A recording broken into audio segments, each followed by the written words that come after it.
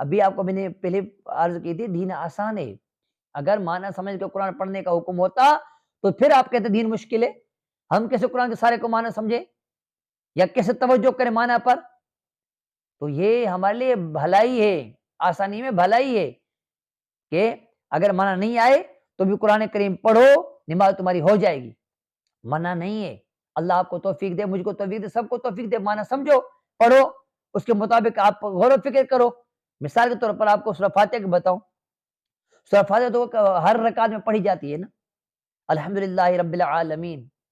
تمام تعریفیں تمام جہانوں کے رب کے لیے، الرحمن الرحیم،